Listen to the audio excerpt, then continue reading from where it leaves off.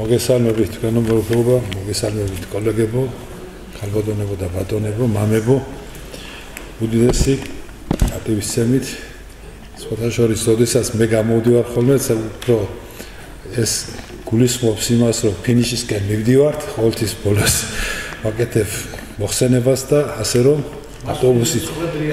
ავტობუსიც დგას, გველოდება და მეც რაც შეიძლება სწრაფად მოგახსენებთ ჩემს სათქმელს და დავასრულებთ ამით მეუფის როცა ვკურთხევით დღევანდელ შეკრებას.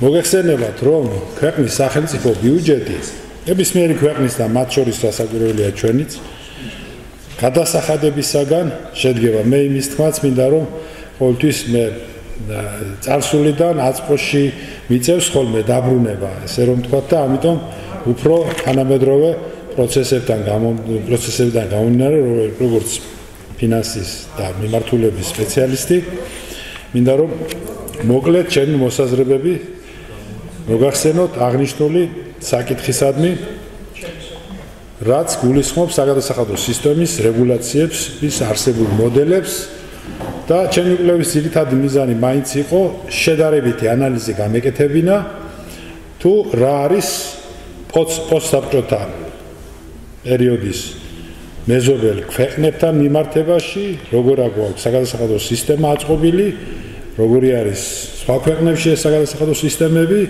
რა გვაქვს წინსვლა, რა გვაქვს უარყოფითი, რა გვაქვს დადებითი, რასაკვირველია და აქედან გამომდინარე მოგახსენებთ მე და წავიკითხა უფრო სწრაფად, რომ თქვენც არ გადაგალოთ. გასული საუკუნის 90-იანი წლები საქართველოს ეკონომიკური კრიზისის სუსტი მმართველობის, კორუფციისა და დისკრედიტაციის ხანა იყო. იმ დროს მოქმედი საგადასახადო სისტემა არ გამოირჩეოდა გამჭვირვალეობითა და ეფექტიანობით. ციფრული ეკონომიკის განვითარების ფონზე 2004 წლიდან საქართველოში დაიწყო საგადასახადო სისტემის რეფორმების ახალი ეტაპები, რომლის მიზანი იყო სისტემის მოდერნიზაცია, კორუფციის შემცირება და საინვესტიციო გარემოს გაუმჯობესება. ამ პროცესში ეტაპობრივად განხორციელდა გადასახადების რაოდენობის შემცირება, თქვენ მოგეხსენებათ დაახლოებით 10-ზე მეტი გადასახადი ჰქონდა ჩვენ, სხვადასხვა გადასახადები, ეს გადასახადები განახევდა დღესდღეობით საერთო სახელმწიფოებრივი გადასახადები გვაქვს 5 და 1 გვაქვს ადგილობრივი გადასახადი, რომელმაც უფრო ეფექტური გახადა შემოსავლიანობის პრინციპის დაცვა და თავისთავად ცხადია, უფრო მობილურიც გახდა საგადასახადო სისტემა. განსაკუთრებით აღსანიშნავია აი ამ საგადასახადო სისტემის რეფორმიდან დაკავშირებით საქართველოში დაახლოებით 10 წლის წინ ესტონური მოდელი შემოვიდა საგადასახადო სისტემის ერთ-ერთი გადასახადისა, რომელიც გულისხმობს მოგების გადასახადისაგან სამეწარმეო სექტორის განთავისუფლებას. იმ შემთხვევაში, თუ გადასახადის გადამხდელი მის მიერ მიღებული მოდების რეინვესტირებას გააკეთებს, ანუ ისევ საწარმოში დატოვებს და ლავწარმოებისათვის გამოიყენებს და საწარმოს გააფართოებს. ეს განსაკუთრებით ძალიან კარგი მოდელი იყო და გაამართლა სხვათა შორის ამ მოდელმა, იმდენად რამდენადაც უკვე აი მოგების გადასახადი მოგეხსენებათ იყო მოგების 15%. ამ 15%-ის ისევ საწარმოში დატოვება, შემდგომ განვითარება, ეს დასაქმების პრობლემებსაც გარკვეულწილად ქმნის და ლავწარმოების პროცესსაც რასაკვირველია გაცილებით უფრო აუმჯობესებს. მიუხედავად მიღწეული პროგრესისა, დღემდე არსებობს მნიშვნელოვანი გამოწვევები და ეს გამოწვევები შეიძლება ჩავთვალოთ რეგიონალურ უთანასწორობას საგადასახადო ტვირთის განაწილებაში. რეგიონალური უთანასწორობა გულისხმობს იმას, რომ აი ჩვენ კარგად ვიცით, გვაქვს რეგიონები, მაღალმთიანი რეგიონები, სადაც საგადასახადო ტვირთი იმ დონეზე აწვავს მოსახლეობას და სამეწარმეო სექტორს, როგორც დაუშვათ თბილისში, ქუთაისში, ბათუმში, ფოთში და ასე შემდეგ. იმ რეგიონებში, იმ ქალაქებში, სადაც გაცილებით უფრო ეკონომიკის ზრდა არის, გაცილებით უფრო მაღალი შემოსავლებია და ეს რასაკვირველია ჩემთვის არ არის სწორი, დიფერენცირება უნდა ხდებოდეს იმისათვის, რომ ის კონკრეტული რეგიონები, კონკრეტული ქალაქები უფრო მეტად განვითარდეს და მეტი ტვირთი, საგადასახადო ტვირთი იმ კონკრეტულ რეგიონებს არ დააწვეს. ასევე არის მეწარმეთა არასაკმარისი ინფორმაციულობა საგადასახადო საკითხებზე. აი ამაში რას გულისხმობ ახლა? ზოგიერთ მეწარმეს საერთოდ წანაკითხიც არ აქვს. საგადასახადო კოდექსი პირდაპირ იწყებს სამეწარმეო საქმიანობას, ჩადებს სახლს, კარს, რა ვიცი, სესხებს აიღებს ბიზნესში და მერე მოუწევს გადასახადები და ის სახლი და კარი და ყველაფერი მიდის დაუშვათ გადასახადებში. იმდენა ესე იგი. და ხოტრდება ძალიან ბევრი. ეს იმას ნიშნავს, რომ ფაქტიურად განათლების დონე ჩვენი სამეწარმეო სექტორისა მე ყოველ შემთხვევაში ასე ვიმაჩნია, რომ ვერ არის ისეთი იმ დონეზე, რა დონეზეც უნდა იყოს. ფისკალური პოლიტიკის პროგნოზირების სირთულეები. პროგნოზირების სირთულე ნიშნავს იმას, რომ აი სახელმწიფო ბიუჯეტი ზოგადად სახელმწიფო ბიუჯეტის 90% არის გადასახადები. ეს გადასახადები ბიუჯეტის დაგეგმვის შემდგომ შედის სახელმწიფო ბიუჯეტში. აქედან გამომდინარე, ის თუ კი გადასახადების სწორი პროგნოზი არ იქნა, თუ რა შემოსავლების მივიღებთ ამა თუ იმ კონკრეტული გადასახადიდან გამომდინარე, ეს ნიშნავს იმას, რომ ვერ იქნება ბიუჯეტი სტაბილური და ის ვერ იქნება შედეგზე ორიენტირებული, რამდენადაც არც ის არის კარგი, რომ ბიუჯეტი გადაჭარბებით შესრულდეს და არც ის არის კარგი, რომ ბიუჯეტის დეფიციტი იყოს. ზუსტად სწორად უნდა იყოს გათვლილი ბიუჯეტი, რამე თუ შემოსავლები ტოლი უნდა იყოს ხარჯებისა. ამჟამინდელი რეალობიდან გათვალისწინებით მნიშვნელოვანია არა მხოლოდ საქართველოს საგადასახადო სისტემის აღწერა, არამედ მისი შედარება იმ ქვეყნის მოდელებთან, რომლებიც გეოგრაფიულად ახლოს არიან და ეკონომიკური თუ პოლიტიკური თვალსაზრისით მნიშვნელოვან პარტნიორებად ითვლებიან. ნაშრომში განხილულია სომხეთის, აზერბაიჯანის მაგალითები, რომელთა საგადასახადო სისტემის ანალიზის საშუალებას გვაძლევს უკეთ გავიაზროთ საქართველოს ადგილი რეგიონულ კონტექსტში. შედარებისათვის განვიხილოთ საქართველოს საგადასახადო სისტემა და მისი მეზობელი ქვეყნების, კერძოდ კი სომხეთი, როგორც მოგახსენეთ, აზერბაიჯანი, ასე თურქეთსაც გადავწვევდი, რუსეთსაც გადავწვევდი და მაინც გარკვეული ანალიზი და განსაკუთრებული ყურადღება მაინც გავამახვილე აზერბაიჯანსა და სომხეთზე, ვინაიდან ჩვენ უფრო ახლო მჭიდრო მეზობლიური ურთიერთობა გვაქვს და სავაჭრო ეკონომიკური ურთიერთობაც უფრო მჭიდროდ გვაქვს ერთმანეთთან მიმართებაში. საქართველოს და სომხეთის საგადასახადო სისტემის შედარება მნიშვნელოვან პარალელებს და განსხვავებულ მახასიათებლებს აჩვენებს, როგორც სტრუქტურული მოწყობის, ასევე ადმინისტრების ინოვაციური მდგომარეობისა და საერთაშორისო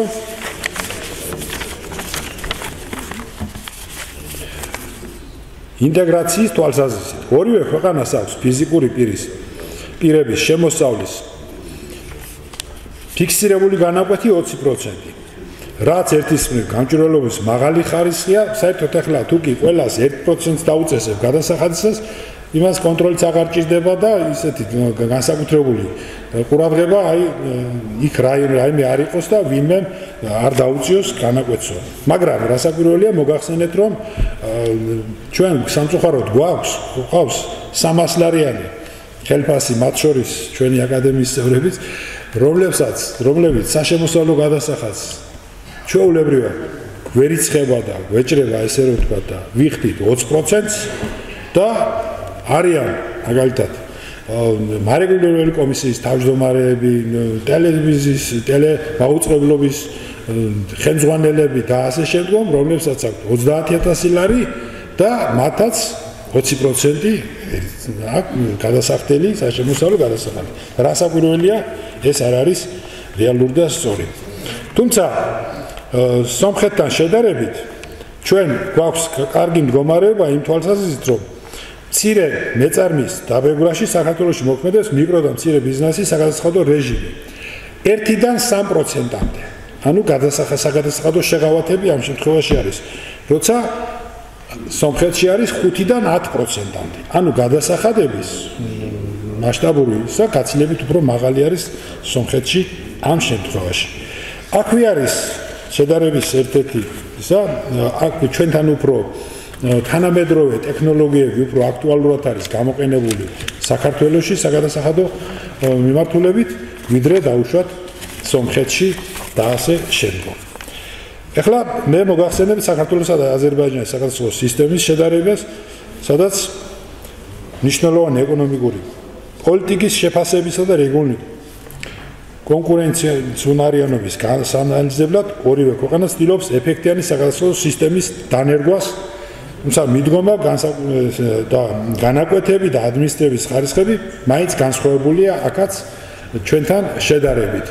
ეს გარკვეულწილად გამოწვეულია იმით, რომ აზერბაიჯანში თქვენ მოგეხსენებათ ნავთობის და საკმაოდ აზერბაიჯანი მდიდარია ნავთობით და აქედან გამომდინარე მანდ უფრო საგადასახადო კუთხით იქ მოგების გადასახადი პირდაპირი დაბებრის მეთოდით არის, იქ არ არის გამოყენებული ესტონური მეთოდი, რაც იმას გულისხმობს, რომ კვლავ წარმოება საწარმოებში არ ხდება ინვესტირების ხარჯზე პირდაპირ მოგების გადასახადი მიედინება სახელმწიფო ბიუჯეტში. ხოლო დიფერენცირება აი აქ აზერბაიჯანში არის საშემოსავლო გადასახადთან დაკავშირებით. მაგალითად, საშემოსავლო დაბალი შემოსავლის მქონე ფიზიკურ პირებს აქვს 14%, ხოლო მაღალი შემოსავლის მქონე ფიზიკურ პირებს 25%.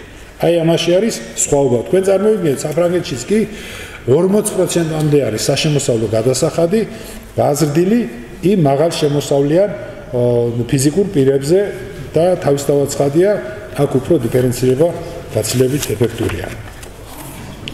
საქართველოსა და აზერბაიჯანს შორის საგადასახადო პოლიტიკაში ბევრი მსგავსებაა, თუმცა არსებობს პრინციპული განსხვავებებიც. საქართველოს იყენებს მოქნილ და ინოვაციურ მოდელს, რაც ხელს უწყობს ბიზნესის განვითარებას, აზერბაიჯანი სტაბილურ, მაგრამ ტრადიციულ სტრუქტურას ინარჩუნებს, თუმცა კვლავ საჭიროებს რეფორმებს ეფექტიანობის მიმართულებით.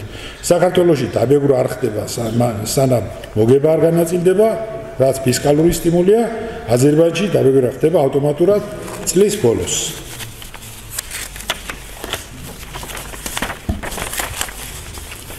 კვლევამ გვაჩვენა აღნიშნა, რომ საქართველოს საგადასახადო სისტემა თავისი სიმარტივით და მოქნილობით ერთ-ერთი კონკურენტუნარიანად რჩება რეგიონში, თუმცა არსებობს რიგი მიმართულებები, რომლებიც საჭიროებს გაძლიერებას, აღნიშნული საკითხები ადმინისტრების ეფექტიანობა, გადასახადების პროგნოზირებადობა, დაბებრის სამართლიანობა და ტექნოლოგიური ინტეგრაციის სიღრმე. ცალკე აღსანიშნავია ხელოვნური ინტელექტის პოტენციალი საგადასახადო პროცესში, რაც მოიცავს მონაცემთა ანალიზს. თავისთავად ცხადია, ხელოვნურმა ინტელექტმა დღესდღეობით ძალიან ფართოდ დაიკავა ის რა ქვია და გაამარტივა, ესე რომ ვთქვათ, ადამიანის აზროვნება შეიძლება თუ უფრო მარტივი გახადა ამა თუ იმ პროგნოზების გაკეთება და ასე შემდგომ, რაც ფაქტიურად ბიზნესში და სამეწარმეო სექტორში გაცილებით უფრო ეფექტურია დაუშვათ დაზღვევის კუთხით, სადაზღვევო მიმართულებით ტექნოლოგიური, ინოვაციური ტექნოლოგიები. მეზობელი ქვეყნების ანალიზი გვაჩვენა, რომ წერტილოვანი ინიციატივების მიღმა გრძელვადიანი სტრატეგიული ხედვის არსებობა მნიშვნელოვან გავლენას ახდენს საგადასახადო სისტემის ეფექტიანობაზე. ეს გამოცდილება შეიძლება მოსადეგი გახდეს საქართველოსათვისაც. განსაკუთრებით იმ პირობებში, როდესაც ეკონომიკური გამოწვევების სწრაფ და მოქნილ რეაგირებას მოითხოვს. ამრიგად, საქართველოს საგადასახადო სისტემის განვითარება უნდა ეფუძნებოდეს არა მხოლოდ საკანონმდებლო ცვლილებებსა და ადმინისტრაციულ განმარტებებს, არამედ ინოვაციურ მიდგომების დანერგვას და საერთაშორისო გამოცდილების ეფექტიან ათვისებას, ხოლო ამ გზით იქნება შესაძლებელი სისტემის მდგრადი და გრძელვადიანი განვითარება. მე აქ მაქვს შემდგომ აი რა რეკომენდაციები შეიძლება იყოს, დაუშვათ, შეიძლება ხელისუფლებას დაუშვათ ან დაინტერესებულ პირებს, რომ მივაწოდოთ ამასთან დაკავშირებით, რომ უფრო ეფექტური გახდეს ციფრული ინფრასტრუქტურის გაძლიერება, ხელოვნური ინტელექტის ინტეგრაციის გაღრმავება, საგადასახადო კანონმდებლობის ჰარმონიზაცია საერთაშორისო სტანდარტებთან, ბიზნესის სტიმულირება მოქნილი საგადასახადო პოლიტიკით, ადამიანური რესურსის განვითარება და ცნობიერების ამაღლება, და საგადასახადო რეფორმის სტრატეგიული გაგრძელება. Აი ეს არის ჩემი მოხსენების მოკლე ანოტაცია. მადლობთ ყურადღებისათვის.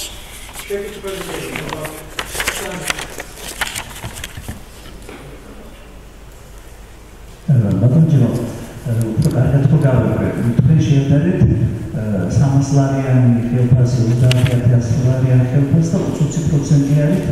Თქვენი ხედვა როგორია?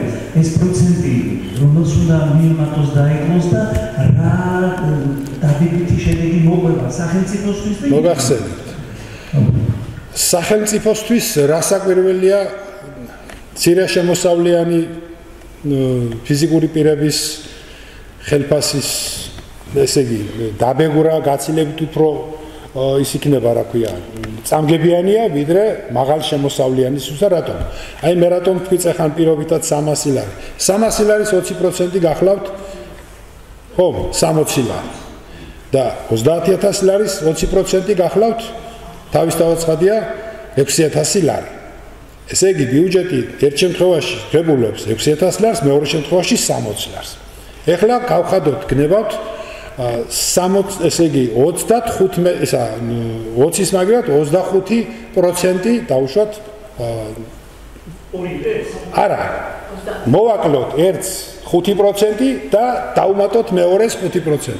აი ამ შემთხვევაში უკვე ის ფიზიკური პირი რომელიც ისედაც მცირე შემოსავალს ღებულობს ის შვებას იგრძნობს ასაკვირველია და 30,000 ლარიანი შემოსავლის მქონე ფიზიკური პირისთვის ის 5% ანუ 1500 ლარის დამატებაც არ იქნება რაღაც განსაკუთრებული ტვირთი და წნეხი მის შემოსავლთან დაკავშირებით რა თქმა უნდა. მე სწორედ ეს მოგახსენეთ საფრანგეთში არის 12% მცირე შემოსავლიანზე საშემოსავლო გადასახადი და 40% მაღალ შემოსავლიან ფიზიკურ პირებზე საშემოსავლო გადასახადი. აი ეს არის ხვაობა მარტივად რო ვთქვა. ну რა თქმა უნდა ეს სწორედ ეს არის დიფერენცირება უნდა მოხდეს და ბუნებრივია დიფერენცირებასთან ერთად უნდა იყოს ჰარმონიზაციაც რა თქმა უნდა ყველას უნდა კონდეს ფაქტიურად შედარებითი არ შეიძლება რომ იყოს 300%-იანი მატება ერთი კონკრეტული პიროვნებისთვის და მეორესთვის იყოს სტაციონარი უშოთ სახელმწიფო შემოსავალი და ასე შემდეგ. როგორც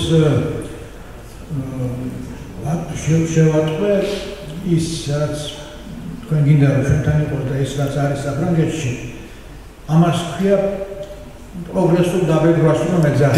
დიახ. ხო, და საფრანგეთის გარდა თუ არ ნაშლება 40-მდე მაღალ განვითარებულ ქვეყანაში არის და ასეთი კალამური ფრაზაც გაჩნდა რომ პროგრესული დაბეჭდვა პროგრესულ ქვეყნებშია. ანუ რაც მეტია მოგება პროცენტულად მეტს იხდის ბიუჯეტში. დიახ, ბიუჯეტშიც მეტი შედის ბუნებრივად. აი მეგონია რომ არის ისეთი დიდი მოგებები, რომლის 80% მიდის ბიუჯეტში და 20% შევა მარტო ამას. და ამან შეაჩერა რევოლუციებიდან გრევები, რატო რევოლუციის შემდეგ შეიძლება მოხდა ნახესაც მოხდა რუსეთში. აი ამან გამოიწვია აი ეს პროგრესული დაბეჭდვაზე გადასვლა და ამან გადაარჩინა დიდი ხნის განმავლობაში მშვიდობა რო იყო და ვარ იყო გრევები აი ეს პროგრესული დაბეჭდვის შედეგი იყო ეს მაგრამ ჩვენთან ამას უხსენა იმეს არა რატო აი ამიტომ არის ჩვენთან სამწუხაროდ დიახ სამწუხაროდ ამიტომ არის დიდარი და საშუალო ფენა საქართველოში არ არსებობს მე ადრეც მოგახსენეთ ამის წინა გასულ წელს ამასთან დაკავშირებით ხო საშუალო ფენა არ არსებობს დიდარი და ღარიბი და სწორედ ამ დიდარი და ღარიბის გათანაბრების ერთ-ერთი მოდელი შეიძლება იყოს ამოცხადდა საქართველოში საშუალო არ გაიგო დიახ საშუალო წერა მე მგონია და იმიტომ საქართველოში საშუალო ხელფასი არის 2250 თვასოს ასე გახდა. ბატონო ავთანდელი, მარტივად ძალიან მარტივად გიპასუხებთ. მარტივად გიპასუხებთ ბატონო ავთანდელი. მე მოგახსენეთ ხელფასი დავუშვათ რომელიმე კომპანიის ან ხელმძღვანელის ან დაუშვათ იგივე საბიუჯეტო დაწესებულების ავიღოთ თუ გინდათ საქართველოს მაუწყებლობის დირექტორის ხელფასი 30000 ლარი. პირობთ. და ჩვენი ხელფასი 300 ლარი. გავყოთ 2-ზე და რამდენი გამოგვივა? საშუალო 30300 გავყოთ 2-ზე. გამოვა მინიმუმ 15000 რაღაცა. ხო, ანუ საშუალო ხელფასი გამოდის 15000 რაღაცა. აი ეს არის უბრალოდ თვალში ნაცრის შეყრა და საზოგადოების შეცდომაში შეყვანა. მეტი არაფერი არ არის. უბრალოდ ხელფასების ჩამდება იყოფა მე რაოდენობაზე და საშუალო გამოდის აქედან და ზუსტად ეს არის ბალონავთანდელი მაგის შედეგი, რასაც კი ახლა პარლამენტის წევრის ხელფასი რომ არის 10000 ლარი და პროფესორის 1000 ლარი თავისთავად ცხადია 5000 რაღაც ლარი გამოვა 5500 ლარი გამოვა საშუალო ხელფასი ხო? სასაზღვრო კერძოში რაც უნდა იმდენი დაუნიშნოს მაგრამ სახელმწიფო დაწესებულებაში რაღაც სახელმწიფო პოლიტიკა უნდა იყოს გასაგებია. მე ერთი მაგის მომხრე ნაწილობრივ რასაკვირველია ვარ და სახელმწიფოში უნდა იყოს თანაბარი გადანაწილება, რა თქმა უნდა. არ შეიძლება რომ ერთ გარკვეულ კატეგორიას საბიუჯეტო დაწესებულებისას ავიღოთ გნებად მერიის თანამშრომლები ავიღოთ. ხელფასი გაეზარდათ ახლა 500%-ით და სადღაც 4 და 5000 ლარამდე რიგითი შეიძლება მე ზუსტად ახლა ამის მონაცემები და არც მომზადებული ვარ ამისათვის რომ მაგ ხელფასების სტატისტიკა გამეკეთებინა, თუმცა ძალიან მარტივია. და მეორე იგივე დაუშვათ უნივერსიტეტის სპეციალისტის საბიუჯეტო დაწესებულების ან რომელიღაც მუზეუმის და ასე შემდგომ აგერ თქვათ არქივის და ასე შემდგომ იგივე სპეციალისტის ხელფასი შეიძლება იყოს 800 ლარი ან 1000 ლარი. ხომ არ შეიძლება ეს ხო აი ესე არ უნდა იყოს, რა თქმა უნდა. და რაც შეეხება კერძო ბიზნესში კერძო ბიზნესი, სხვათაშორის, ახლა მე გარკვეული წლები მოგეხსენებათ და ჩახედული ვარ ამ ბიზნესში ისედაც და კიდეც მოვაწეობდია. ესე იგი, უცებ მდიდრდებიან ბიზნესმენები და რატო? იმიტომ, რომ მინიმალური სახელფასო ფონდით ქმნიან მაქსიმალურ მოგებას. აი ეს არის. ჩვენი ახალგაზრდები რატომ გარბიან დაუშვათ უცხოეთში მე გასულ წელს მქონდა მოხსენება ამასთან დაკავშირებით მიგრაციასთან დაკავშირებით ახალგაზრდების მიგრაციასთან დაკავშირებით და ჩვენ მაშინ გულისწყევლით და დღეს ცოტა ვითომ შევამსუბუქეთ მაგრამ მაინც იქ მივედით სადაც გასული წლის კონფერენციაზე გავჩერდით ესე რომ თქვა სამწუხაროდ მაინც შევეხეთ იმას ვერ აუარეთ გვერდი ჩვენი ახალგაზრდები მიდიან მაკდონალდსებში მუშაობენ სადღაც პოსტებში მუშაობენ იმისათვის რომ ცოტა მაღალი შემოსავლები ქონდეს ამასთან შედარებით საბანკო სექტორში 600 ლარი არის ახლა ხელფასი წარმოიდგინეთ ახალგაზრდთანაც ახალგაზრდა უნდა იყოს აუცილებლად უნდა იცოდეს უცხო ენა კომპიუტერი და ანუ განათლებული უნდა იყოს და 600-დან მაქსიმუმი 1000 ლარამდე. ავიღოთ ახლა ახალგაზრდა, ნებავთ ქალბატონი გნებავთ ვაჟი, რომელსაც ოჯახში შექმნა უნდა და ასე შემდგომ და 1000 ლარით შექმნა იარსებოს კიდეც სამსახურში ზიაროს ყოველდღიურად ტრანსპორტით და ოჯახით შეინახოს. ეს ხო წარმოუდგენელია. აი ეს არის ჩვენი სოციალური ყოფის პრობლემები და სწორედ აქაც ხელფასი იქაც უნდა იყოს, ვითომ ბიზნესი ხელშეუხებელი, მაგრამ ხელშეუხებელი არ უნდა იყოს. შრომის კანონმდებლობა უნდა იმუშაოს ეფექტურად და შრომის კანონმდებლობა უნდა იყოს რეალური. იქიდან გამომდინარე, რომ ხელფასი მოგებას რომ წაიღებს მილიონს და მის თანამშრომელს 600 ლარი აქვს ხელფასი, აი ეს ნამდვილად უნდა კონტროლდებოდეს და თავისთავად ცხადია. მერე ჩვენი ახალგაზრდობაც აღარ წავა უცხოეთში და დარჩებიან აქ და იცხოვრობენ აქ. ხო.